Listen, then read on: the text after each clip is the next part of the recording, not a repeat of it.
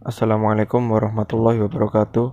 Kami dari kelompok 5 mata kuliah etika bisnis akan mempresentasikan etika distribusi dalam Islam. Pertama, etika distribusi. Secara konvensional, distribusi diartikan sebagai proses penyimpanan dan penyaluran produk kepada pelanggan.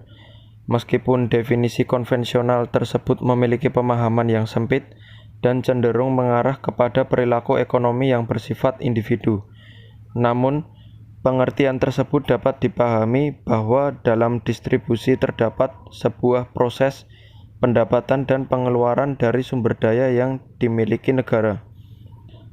Menurut Afzalur Rahman, distribusi adalah suatu cara di mana kekayaan disalurkan ke beberapa faktor produksi yang memberikan kontribusi kepada individu, masyarakat, dan negara, sejalan dengan prinsip pertukaran atau exchange.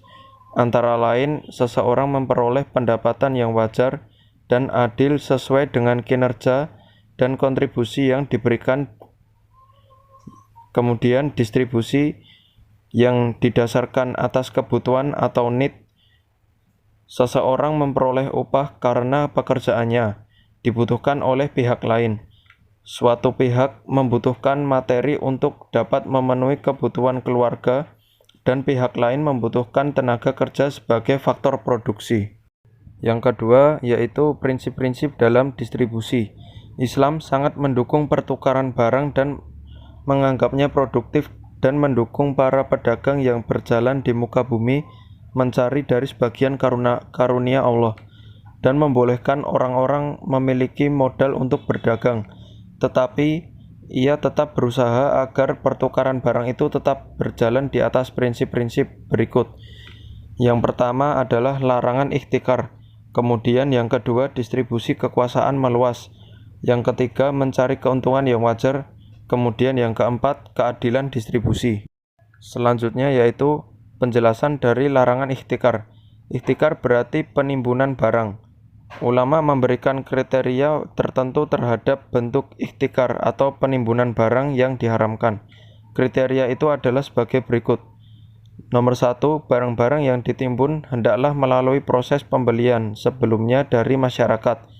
Adapun apabila barang dagang itu semata-mata dari hasil pertanian, atau seperti yang dilakukan oleh Nabi Yusuf itu, tidaklah termasuk ihtikar yang diharamkan. Kemudian yang nomor 2 adalah barang-barang itu merupakan makanan atau objek pokok. Kemudian selanjutnya, penimbunan barang dengan itu tidaklah menyulitkan masyarakat. Yang keempat, penimbunan juga dilakukan pada masa krisis pangan yang sudah mulai terjadi.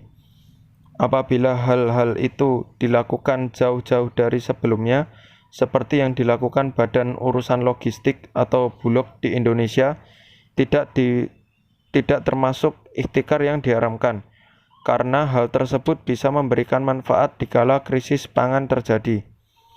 Untuk menghindari terjadinya ihtikar adalah mencegah praktik monopoli di dalam pengelolaan barang-barang dagang. Praktik semacam itu tidak harus mencegah guna menghindari madorot yang lebih besar bagi masyarakat. Tindakan ini sangat sesuai dengan prinsip sad dan dzariyah di dalam Islam. Untuk merealisasikan hal ini, peran serta pemerintah sangat besar mengingat ia mempunyai kekuasaan atau otoritas. Yang kedua, ada distribusi kekuasaan yang meluas. Islam mengajarkan agar harta tidak menumpuk pada golongan tertentu di masyarakat dan mendorong terciptanya pemerataan dengan tidak terpihak pada satu kelompok atau golongan tertentu, sehingga proses distribusi dapat berjalan dengan adil. Ini dapat dilakukan dengan memberikan peluang yang sama bagi masyarakat untuk mendapatkan harta kekayaan dan mewakili bagi yang mendapatkan harta terlebih untuk mengeluarkan zakat sebagai kompensasi bagi pensucian dan pembersihan harta tersebut terhadap hak orang lain. Pada prinsip distribusi dapat mewujudkan beberapa hal berikut. Yang pertama, memenuhi kebutuhan bagi semua masyarakat.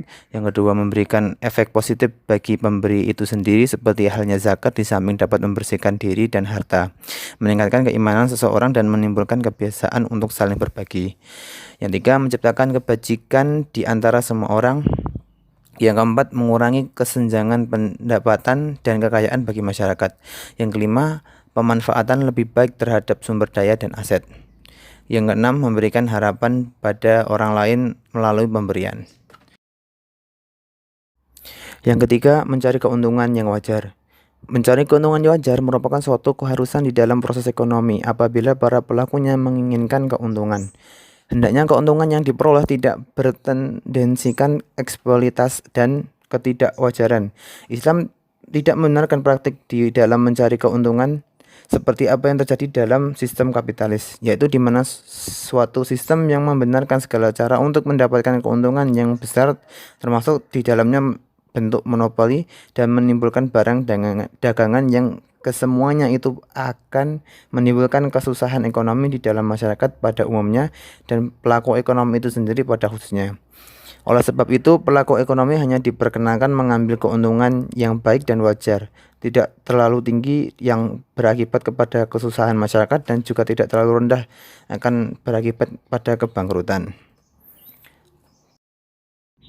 Yang keempat, ada keadilan distribusi. Keadilan dalam distribusi dapat diartikan sebagai pemberian kepada semua yang berhak akan haknya, baik pemilik hak itu sebagai individu maupun kelompok, tanpa melebihi ataupun mengurangi. Islam telah memiliki dasar hukum yang kuat dalam pengaturan keadilan dan keseimbangan antara hak dan kewajiban, antara individu dan masyarakat, antara jasmani dan rohani, maupun antara dunia dan akhirat. Prinsip keadilan dan pemerataan dalam distribusi mengandung beberapa maksud, yaitu kekayaan itu baik dipusatkan kepada sekelompok orang saja, tetapi harus menyebar kepada seluruh. Prinsip keadilan yang harus diterapkan oleh negara terhadap masyarakat. Hasil-hasil produksi yang bersumber dari kekayaan nasional harus dibagi secara adil. Islam tidak mengizinkan tumbuhnya harta kekayaan yang melampaui batas-batas yang wajar apabila jika diperoleh dengan cara yang tidak benar. Oleh sebab itu, warga negara memiliki hak dan kesempatan yang sama untuk diperlakukan secara adil baik negara maupun oleh sesama masyarakat. Conclusion. Distribusi merupakan suatu kegiatan menyalurkan barang dari produsen ke konsumen melalui rantai pemasaran atau dari lokasi produksi ke berbagai lokasi di mana tempat konsumen berada. Etika distribusi dalam ekonomi Islam adalah norma-norma atau kaidah etika proses penyimpangan dan penyaluran produk kepada pelanggan berdasarkan prinsip Islam, yaitu mencari keuntungan yang wajar, distribusi yang meluas, keadilan sosial, dan larangan ihtikar.